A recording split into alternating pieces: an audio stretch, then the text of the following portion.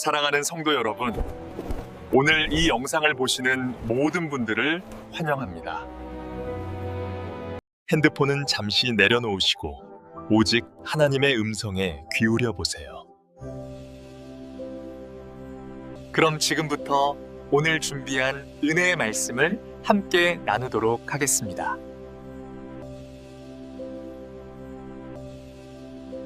여러분도 그런 경험 있으신가요?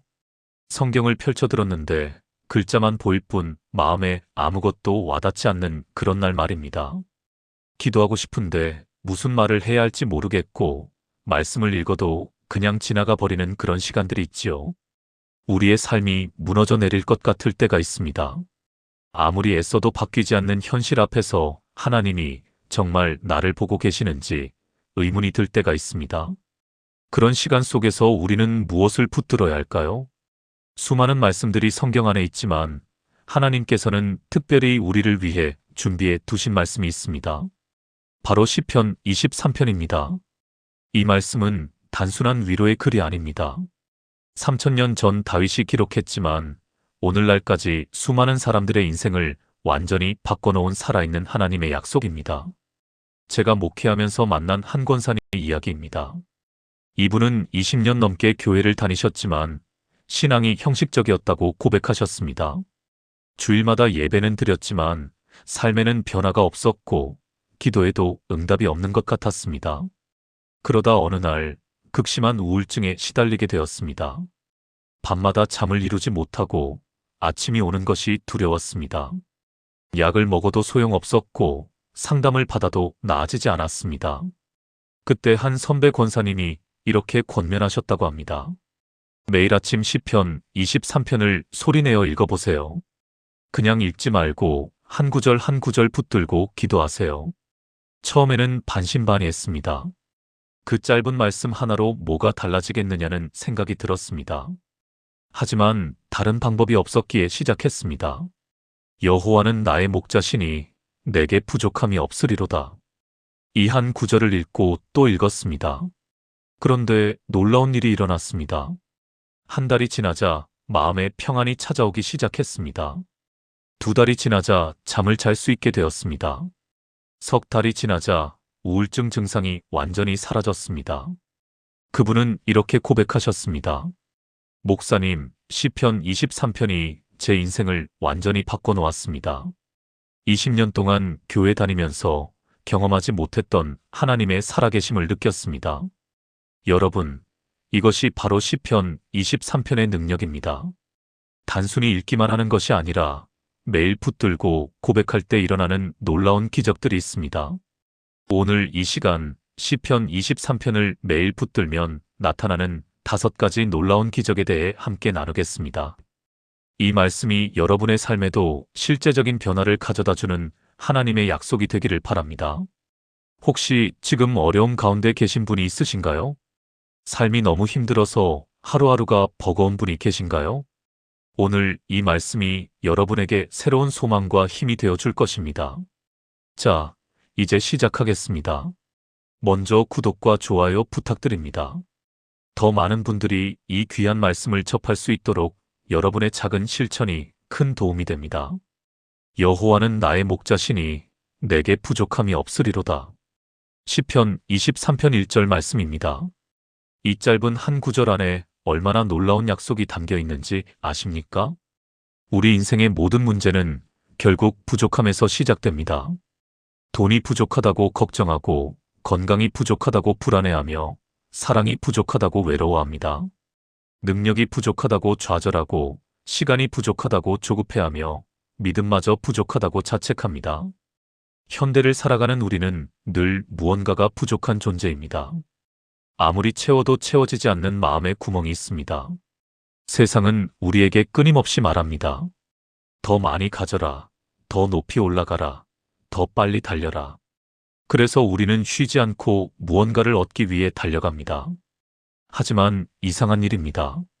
더 많이 가질수록 더 부족함을 느끼고 더 높이 올라갈수록 더 불안해집니다. 왜 그럴까요? 우리가 채우려는 방법이 잘못되었기 때문입니다. 다윗은 이 비밀을 알고 있었습니다. 여호와는 나의 목자시니 내게 부족함이 없으리로다. 여기서 핵심은 목자라는 단어입니다.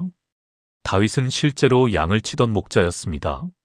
어린 시절부터 들판에서 양떼를 돌보며 목자가 양을 어떻게 돌보는지 정확히 알고 있었습니다. 목자는 양들이 무엇을 필요로 하는지 양들보다 먼저 압니다.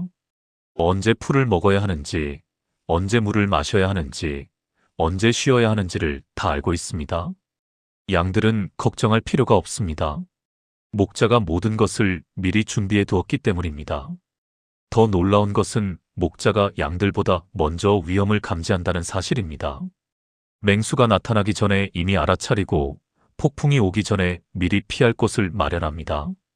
양들이 미처 깨닫지 못하는 사이에도 목자의 보호는 이미 시작되어 있습니다. 하나님께서도 바로 그런 목자가 되어 주십니다.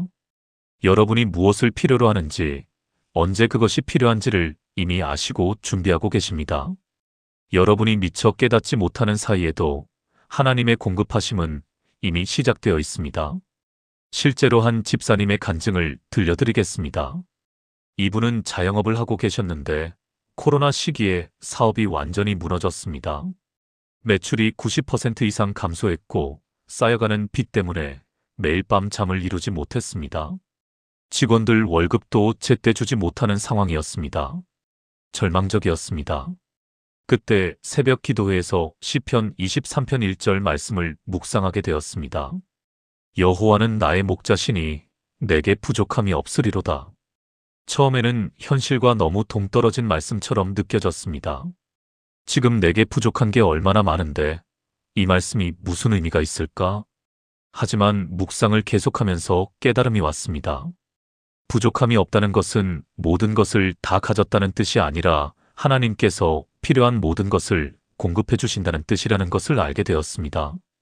그날부터 기도의 제목이 바뀌었습니다. 하나님, 사업을 살려주세요가 아니라 하나님, 당신이 나의 목자이심을 믿습니다로 바뀌었습니다. 놀라운 일이 일어났습니다. 한 달 후 예상치 못한 곳에서 정부 지원금 소식이 들려왔습니다. 2달 후 새로운 사업 아이템에 대한 아이디어가 떠올랐습니다. 3달 후 그 아이템으로 새로운 수익이 발생하기 시작했습니다.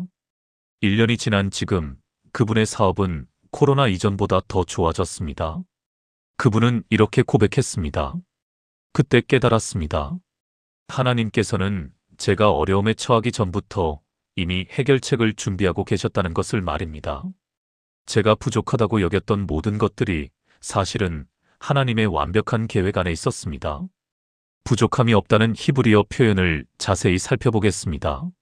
로 에흐사르라는 이 단어는 단순히 결핍이 없다는 의미를 넘어섭니다. 완전함, 충족함, 만족함이라는 깊은 의미를 담고 있습니다. 세상적인 풍요가 아니라 영적인 충만함을 말하는 것입니다. 또 다른 성도의 간증도 나누겠습니다. 한 자매님은 오랫동안 불임으로 고통받고 계셨습니다. 주변의 모든 사람들이 아이를 낳는데 자신만 아이가 없다는 생각에 마음이 무너졌습니다. 교회에 나와도 다른 사람들의 육아 이야기를 들으면 가슴이 찢어졌습니다. 하나님께 원망하는 마음마저 들었습니다. 왜 나에게는 이런 축복을 주지 않으시나요? 그런데 어느 날 시편 23편을 읽다가 1절에서 멈추게 되었습니다. 여호와는 나의 목자시니 내게 부족함이 없으리로다. 그 순간 깨달음이 왔습니다. 아이가 없는 것이 부족함이 아니라 하나님이 안 계시는 것이 진짜 부족함이구나.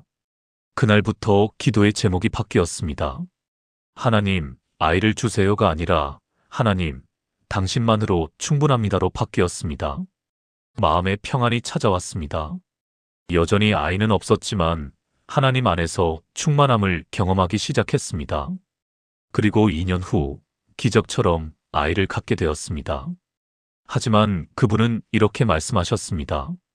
아이를 갖기 전에 이미 하나님 안에서 부족함 없는 삶을 경험했습니다. 아이는 보너스였습니다. 진짜 기적은 아이를 갖게 된 것이 아니라 하나님만으로 충분하다는 것을 깨달은 것이었습니다. 예수님께서도 이렇게 말씀하셨습니다. 그러므로 염려하여 이르기를 무엇을 먹을까, 무엇을 마실까, 무엇을 입을까 하지 말라. 이는 다 이방인들이 구하는 것이라. 너희 하늘 아버지께서 이 모든 것이 너희에게 있어야 할 줄을 아시느니라. 마태복음 6장 31절에서 32절 말씀입니다. 하나님께서는 우리의 필요를 이미 알고 계십니다. 우리가 걱정하고 염려하기 전에 이미 준비하고 계십니다. 그러니 우리가 해야 할 일은 무엇입니까? 하나님을 신뢰하는 것입니다. 목자이신 하나님을 온전히 의지하는 것입니다. 여러분, 지금 무엇이 부족하다고 느끼고 계십니까? 그 부족함을 채우기 위해 애쓰고 계십니까? 오늘부터 이 말씀을 붙들어 보세요. 여호와는 나의 목자시니 내게 부족함이 없으리로다. 매일 아침 이 고백으로 하루를 시작해 보세요. 하나님께서 여러분의 목자가 되어 주신다는 확신으로 하루를 살아가 보세요. 그러면 놀라운 일이 일어날 것입니다. 부족함으로 인한 염려와 걱정이 평안과 감사로 바뀌는 것을 경험하게 될 것입니다. 하나님의 완벽한 공급하심을 체험하게 될 것입니다. 이것이 바로 시편 23편을 매일 붙들 때 나타나는 첫 번째 놀라운 기적입니다. 그가 나를 푸른 풀밭에 누이시며 쉴만한 물가로 인도하시는도다. 내 영혼을 소생시키시고 자기 이름을 위하여 의의 길로 인도하시는도다. 시편 23편 2절과 3절 말씀입니다. 여러분, 요즘 세상을 살아가면서 영혼의 평안을 느껴본 적이 언제였습니까? 몸은 쉬고 있어도 마음은 여전히 분주하고 잠자리에 누워도 머릿속에는 온갖 생각이 맴도는 경험해 보셨을 겁니다. 현대인의 가장 큰 문제는 영혼이 지쳐 있다는 것입니다. 육체는 음식으로 채울 수 있지만 영혼의 갈증은 무엇으로 해결해야 할지 모릅니다. 특히 신앙생활을 하는 사람들도 마찬가지입니다. 교회에 나가고 기도도 하고 봉사도 하지만 영혼 깊은 곳에서 느껴지는 메마름은 어쩔 수가 없습니다. 언제부턴가 신앙생활조차 의무가 되어버렸습니다. 해야 하니까 하는 것이지 기쁨으로 하는 것이 아닙니다. 말씀을 읽어도 감동이 없고 찬양을 해도 마음이 뜨거워지지 않습니다. 이것이 바로 영혼이 메말라 있다는 증거입니다. 그런데 하나님께서는 이런 우리를 그냥 두지 않으십니다. 그가 나를 푸른 풀밭에 누이시며 쉴만한 물가로 인도하시는도다.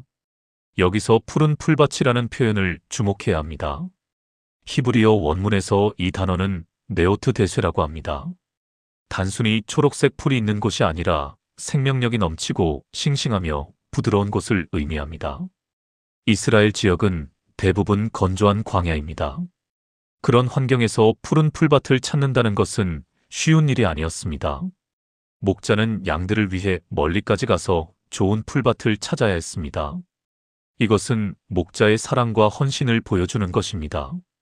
하나님께서도 우리를 위해 그런 곳을 마련해 주십니다. 이 메마른 세상에서 우리 영혼이 회복될 수 있는 특별한 장소로 인도해 주십니다. 그곳은 어디일까요? 바로 하나님의 말씀입니다. 하나님의 임재 안입니다. 예배의 자리입니다. 기도의 골방입니다. 또한 쉴만한 물가라는 표현도 깊은 의미가 있습니다. 히브리어로 메이 메노오트라고 하는데 이것은 고요하고 평안한 물을 뜻합니다. 급류가 아니라 잔잔하고 깨끗한 물가입니다. 양들은 급류에서는 물을 마실 수 없습니다. 물소리가 크면 놀라서 도망가고 물살이 세면 위험하기 때문입니다. 목자는 반드시 양들이 안전하게 물을 마실 수 있는 고요한 곳을 찾아주어야 했습니다. 하나님께서도 우리에게 그런 쉼을 주십니다. 세상의 소음과 혼란에서 벗어나 고요한 곳에서 영혼의 갈증을 해소할 수 있도록 인도해 주십니다. 실제로 한 형제님의 간증을 나누겠습니다. 이분은 대기업에서 임원으로 일하고 계셨습니다. 겉으로 보기에는 성공한 삶이었지만 내면은 완전히 무너져 있었습니다. 매일 새벽부터 밤늦게까지 일했고 주말에도 쉬지 못했습니다. 스트레스는 극심했고 불면증에 시달렸습니다.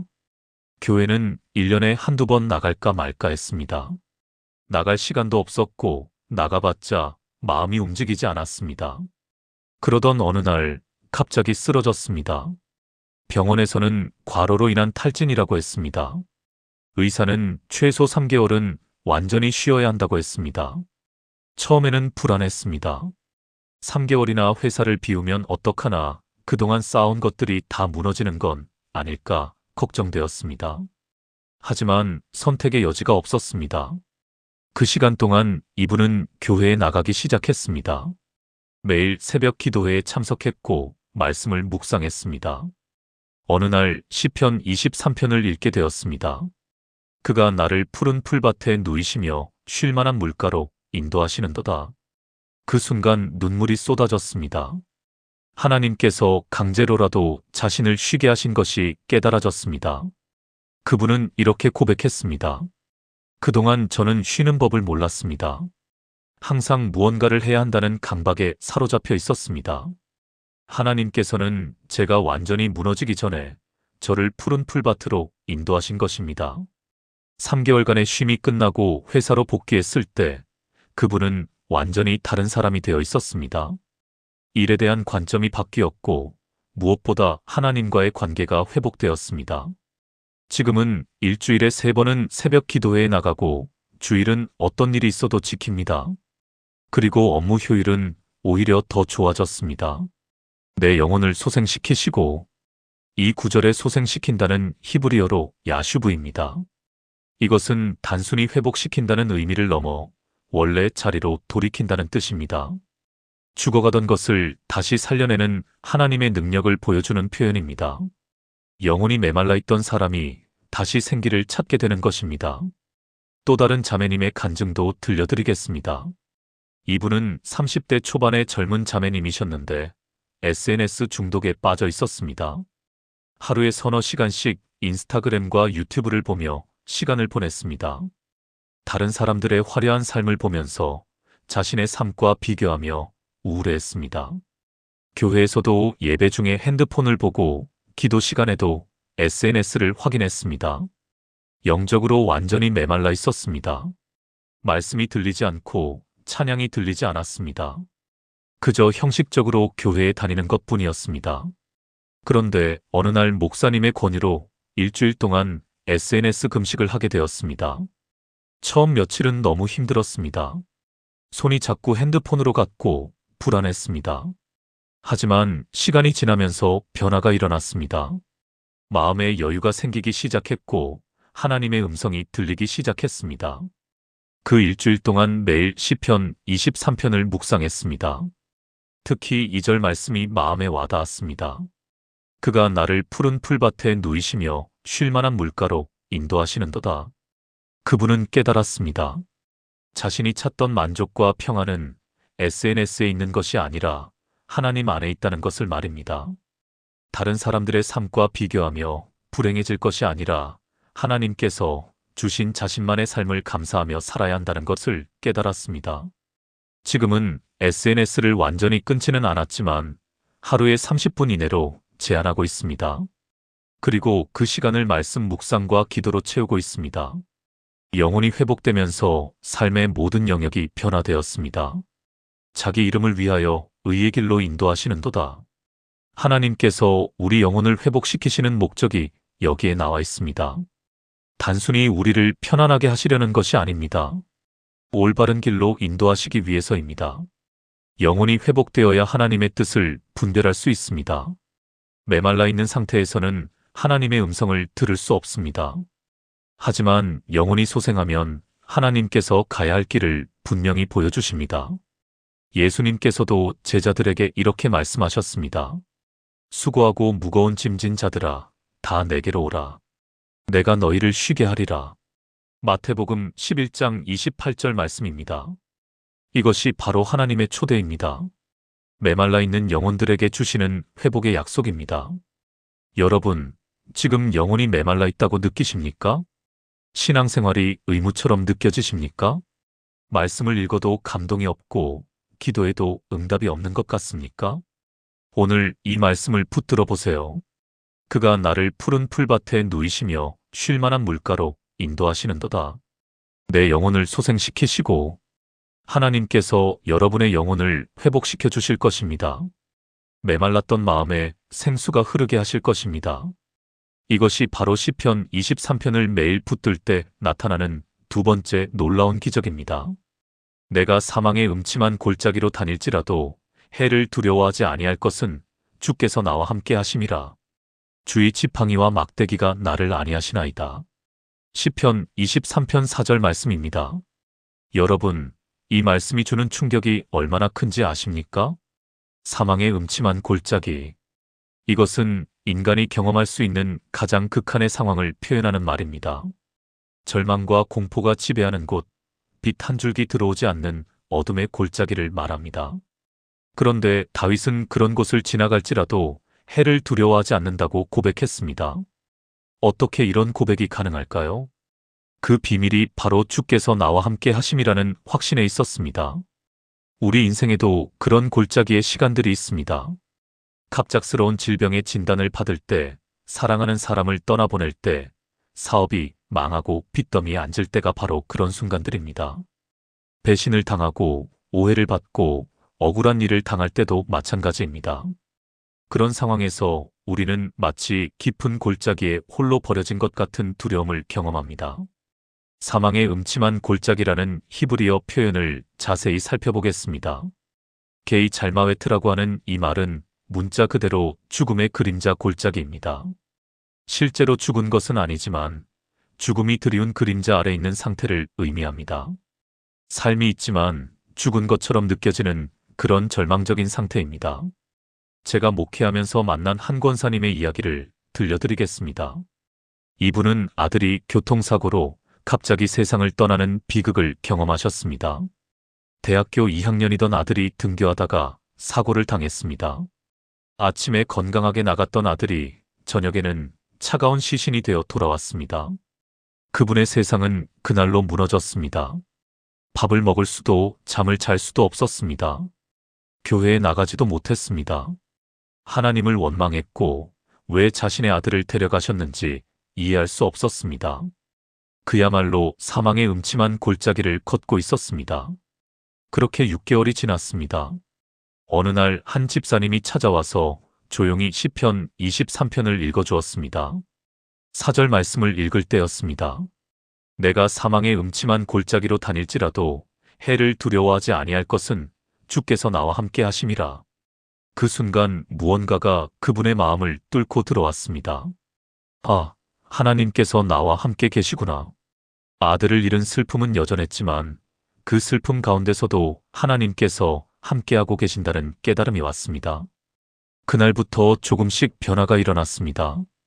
여전히 슬펐지만 하나님을 원망하는 마음은 사라졌습니다. 이해할 수는 없었지만 하나님을 신뢰하기로 결단했습니다.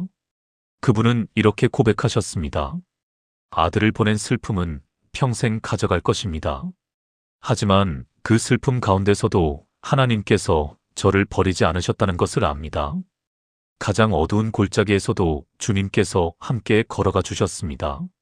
지금 그분은 같은 아픔을 겪는 사람들을 위로하는 사역을 하고 계십니다. 자녀를 잃은 부모들의 모임을 이끌며 그들에게 하나님의 위로를 전하고 있습니다. 주의 지팡이와 막대기가 나를 안위하시나이다. 목자의 지팡이와 막대기는 각각 다른 용도로 사용되었습니다. 지팡이는 양들을 인도하고 보호하는 도구였습니다. 길을 잃은 양을 다시 데려오고 위험한 곳에 가지 못하도록 막아주는 역할을 했습니다. 막대기는 맹수나 도적으로부터 양떼를 지키는 무기였습니다. 하나님께서도 우리에게 그런 지팡이와 막대기가 되어주십니다. 어두운 골짜기를 걸을 때 길을 잃지 않도록 인도해 주시고 영적인 원수들로부터 우리를 보호해 주십니다. 아니하다는 히브리어로 나암인데 이것은 위로하고 격려한다는 뜻입니다. 또 다른 형제님의 간증도 나누겠습니다. 이분은 억울한 일로 직장에서 해고를 당했습니다. 자신은 잘못한 것이 없었는데 상사의 모함으로 하루아침에 일자리를 잃었습니다. 가장으로서의 책임감에 짓눌렸고 분노와 억울함으로 가득했습니다.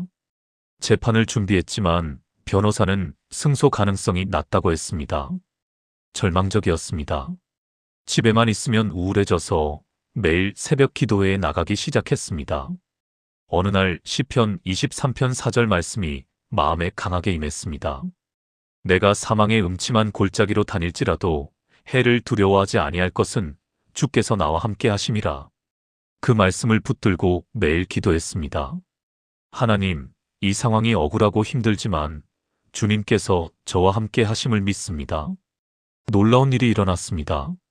3개월 후 예상치 못한 곳에서 면접 제의가 들어왔습니다.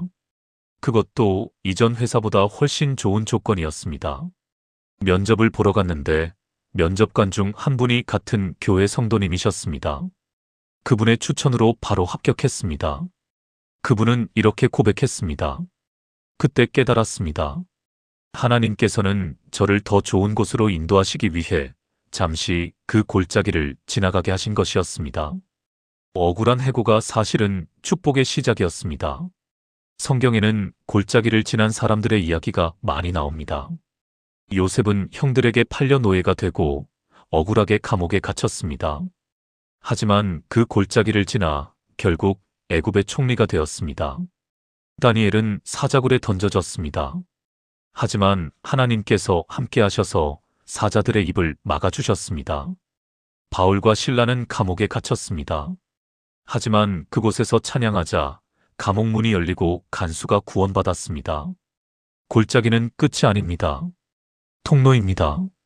하나님께서 우리를 더 높은 곳으로 인도하시기 위한 과정입니다.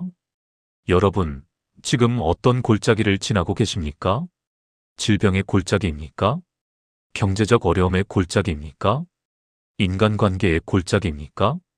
어떤 골짜기든 상관없습니다. 이 말씀을 붙들어 보세요. 내가 사망의 음침한 골짜기로 다닐지라도 해를 두려워하지 아니할 것은 주께서 나와 함께 하심이라. 이 말씀이 여러분의 마음에 뿌리 내릴 때 어떤 상황에서도 두려워하지 않는 담대한 믿음이 생길 것입니다. 하나님께서는 여러분을 홀로 두지 않으십니다. 가장 어둡고 절망적인 순간에도 함께 걸어가 주십니다. 이것이 바로 시편 23편을 매일 붙들 때 나타나는 세 번째 놀라운 기적입니다. 주께서 내 원수의 목전에서 내게 상을 차려주시고 기름을 내 머리에 부으시니 내 잔이 넘치나이다. 시편 23편 5절 말씀입니다. 여러분, 이 말씀에서 놀라운 반전을 발견할 수 있습니다. 앞에서는 목자와 양의 관계로 시작했는데 여기서는 주인이 귀한 손님을 대접하는 장면으로 바뀝니다. 하나님께서는 우리를 단순한 양으로만 보시지 않고 귀한 손님으로 대접해 주신다는 의미입니다. 주께서 내 원수의 목전에서 내게 상을 차려주시고, 이 표현은 고대 근동 지역의 문화를 이해해야 합니다. 당시의 원수 앞에서 누군가를 위해 잔치상을 차린다는 것은 그 사람을 완전히 보호하고 높인다는 의미였습니다. 원수들이 보는 앞에서도 당당하게 축복해 주시는 하나님의 은혜를 보여주는 것입니다. 우리 인생에도 원수들이 있습니다. 실제 사람일 수도 있고 질병이나 가난, 절망과 같은 상황일 수도 있습니다. 우리를 무너뜨리려는 모든 것들이 원수입니다. 그런데 하나님께서는 그 원수들이 보는 앞에서 우리를 축복해 주신다는 것입니다. 실제로 한 집사님의 간증을 들려드리겠습니다. 이분은 사업을 하다가 동업자에게 큰 사기를 당했습니다. 모든 재산을 잃었고 빚만 수억 원이 남았습니다. 동업자는 아무렇지도 않게 잘 살고 있었고 이분은 모든 것을 잃었습니다. 너무 억울했습니다. 그 사람을 보면 화가 나고 원망스러웠습니다. 하나님께도 원망하는 마음이 들었습니다. 왜 악한 사람은 잘 되고 정직하게 살려는 저는 이렇게 고통받아야 합니까? 그런데 어느 날 새벽 기도 중에 시편 23편 5절 말씀을 묵상하게 되었습니다. 주께서 내 원수의 목전에서 내게 상을 차려주시고, 그 순간 깨달음이 왔습니다. 하나님께서 저를 축복하시는 것은 제가 잘나서가 아니라 하나님의 은혜 때문이구나. 그리고 그 축복은 원수들이 보는 앞에서 더욱 크게 나타나는구나. 그날부터 기도의 제목이 바뀌었습니다. 하나님, 그 사람을 벌해주세요가 아니라 하나님, 저를 통해 당신의 영광을 나타내주세요로 바뀌었습니다. 5년이 지났습니다. 그분은 작은 사업을 다시 시작했고 정직하게 일했습니다. 하나님께서 축복하셨고 사업은 점점 커졌습니다. 빚도 다 갚았고 이전보다 더 큰 부를 이루었습니다. 놀라운 것은 그 과정을 동업자가 지켜보고 있었다는 것입니다. 어느 날 그 사람이 찾아와서 눈물로 사죄했습니다. 당신이 망하기를 기다렸는데 오히려 나보다 더 잘 되는 것을 보고 충격받았습니다. 당신에게는 내가 모르는 어떤 힘이 있는 것 같습니다. 그분은 그 기회에 복음을 전했고 지금 그 사람은 같은 교회에 다니며 신앙생활을 하고 있습니다. 기름을 내 머리에 부으시니. 기름을 머리에 붓는 것은 고대 근동에서 최고의 환대를 의미했습니다. 왕이나 제사장을 세울 때 기름을 부었듯이 하나님께서는 우리를 왕 같은 제사장으로 대우해 주신다는 뜻입니다. 또 다른 자매님의 간증도 나누겠습니다. 이분은 직장에서 심한 왕따를 당하고 계셨습니다. 같은 부서 여직원들이 단체로 따돌렸고 업무도 제대로 가르쳐주지 않았습니다. 점심시간마다 혼자 밥을 먹어야 했고 회식에도 초대받지 못했습니다. 매일 출근하는 것이 고역이었습니다. 그만두고 싶었지만 쉽게 직장을 구할 수 있는 상황이 아니었습니다. 그때 시편 23편 5절 말씀을 붙들고 기도하기 시작했습니다. 주께서 내 원수의 목전에서 내게 상을 차려주시고 하나님, 이들이 제 원수라고 생각하지 않겠습니다. 하지만 하나님께서 저를 높여주시고 축복해주시길 기도합니다. 6개월 후 회사에 새로운 프로젝트가 들어왔습니다. 그런데 그 프로젝트는 이분의 전문 분야였습니다. 다른 직원들은 할 수 없었고 오직 이분만이 할 수 있었습니다. 결국 회사는 이분에게 그 프로젝트를 맡길 수밖에 없었습니다. 프로젝트는 대성공을 거두었고 이분은 회사의 영웅이 되었습니다. 자신을 따돌렸던 사람들이 이제는 오히려 친하게 지내자고 다가왔습니다. 그분은 이렇게 고백했습니다. 하나님께서 정말로 원수들이 보는 앞에서 저에게 상을 차려주셨습니다. 제가 복수한 것이 아니라 하나님께서 저를 변호해 주신 것입니다. 내 잔이 넘치나이다. 이 표현은 하나님의 축복이 우리의 기대를 훨씬 뛰어넘는다는 의미입니다. 단순히 필요를 채워주시는 것이 아니라 넘칠 정도로 풍성하게 주신다는 것입니다. 에베소서 3장 20절에서 바울은 이렇게 말했습니다. 우리 가운데서 역사하시는 능력대로 우리가 구하거나 생각하는 모든 것에 더 넘치도록 능히 하실 이에게 하나님의 축복은 언제나 우리의 상상을 초월합니다. 한 권사님의 간증도 들려드리겠습니다. 이분은 오랫동안 경제적 어려움에 시달렸습니다. 남편이 사업에 실패한 후 생활비를 벌기 위해 여러 아르바이트를 했습니다. 자녀들 학원비도 감당하기 어려웠고 11조 드리는 것도 부담이었습니다. 하지만 어려운 중에도 11조와 헌금을 꾸준히 드렸습니다. 그리고 시편 23편 5절 말씀을 매일 고백했습니다. 내 잔이 넘치나이다. 현실은 그렇지 않았지만 믿음으로 고백했습니다. 5년이 지났습니다. 자녀들이 장학금을 받아 대학을 졸업했고 좋은 직장에 취직했습니다. 남편도 새로운 일을 시작해서 수입이 생기기 시작했습니다. 그리고 예상치 못한 상속을 받게 되었습니다. 지금은 여유 있는 생활을 하고 있고 오히려 어려운 사람들을 돕고 있습니다. 그분은 이렇게 고백했습니다. 정말로 제 잔이 넘칩니다.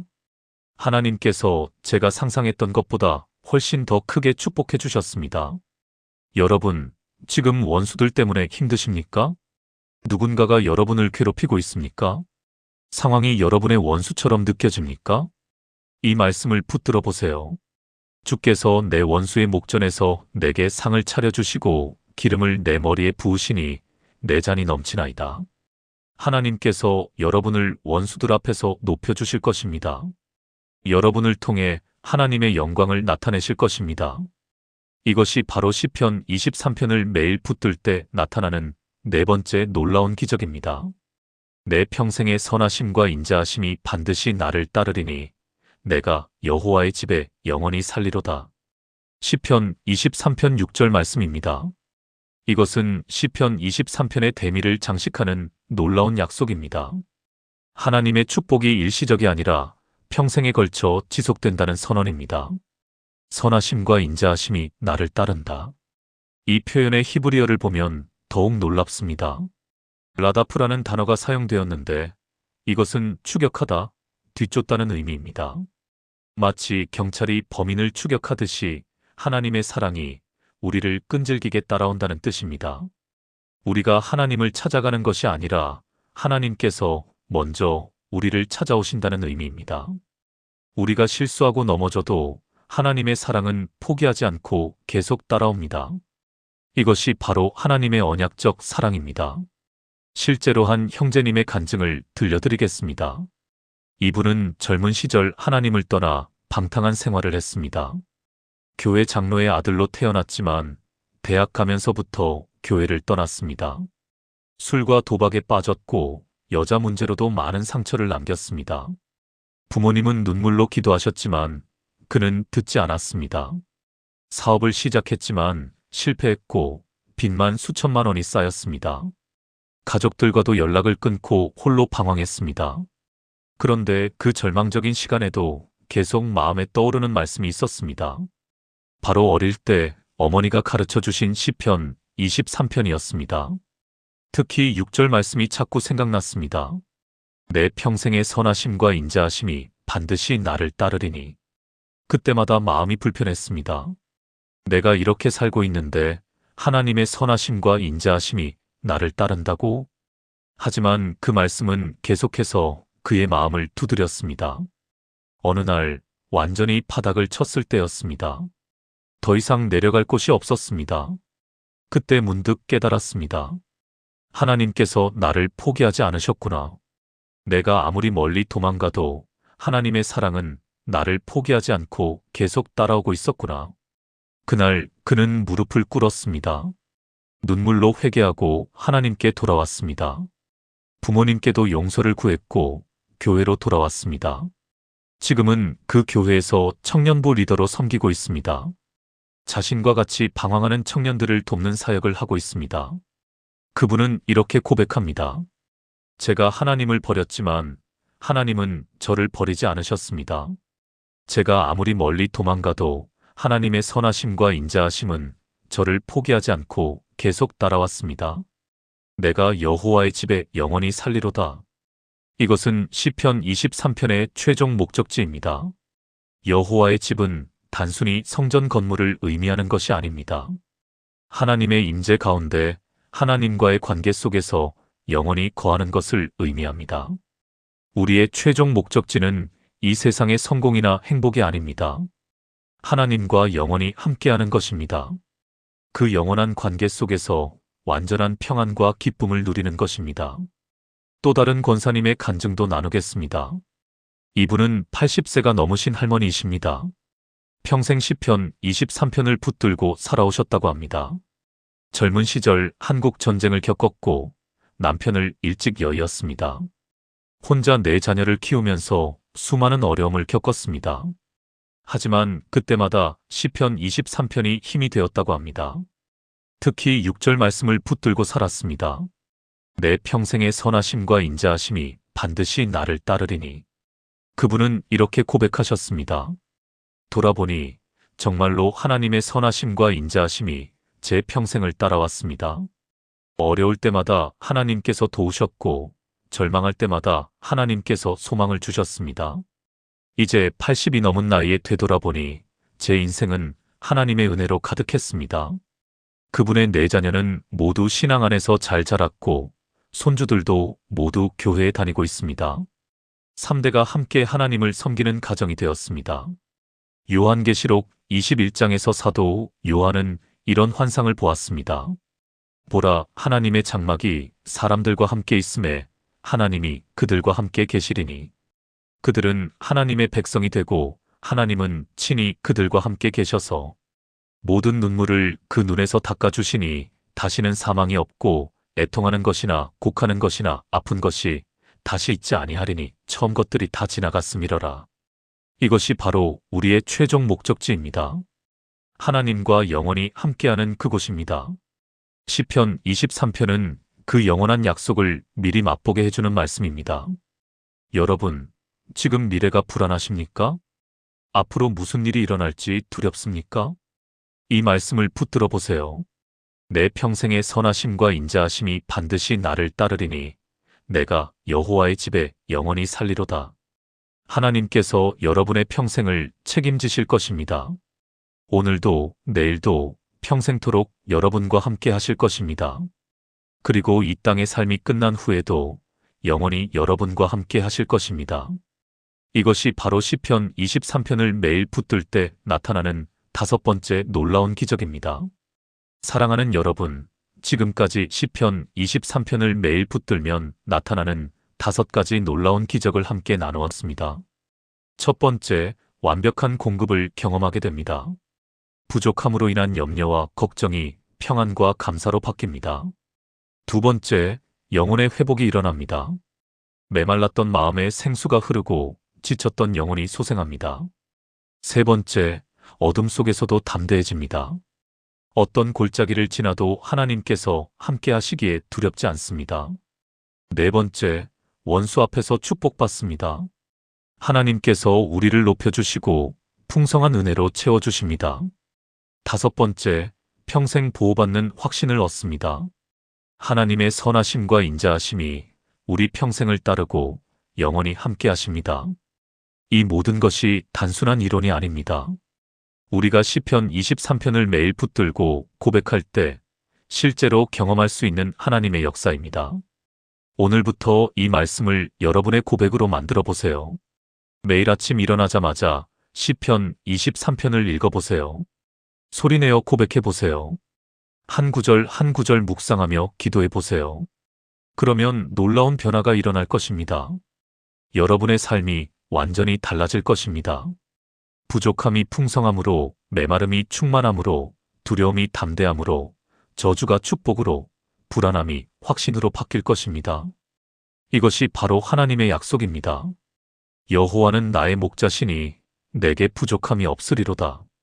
그가 나를 푸른 풀밭에 누이시며 쉴 만한 물가로 인도하시는도다.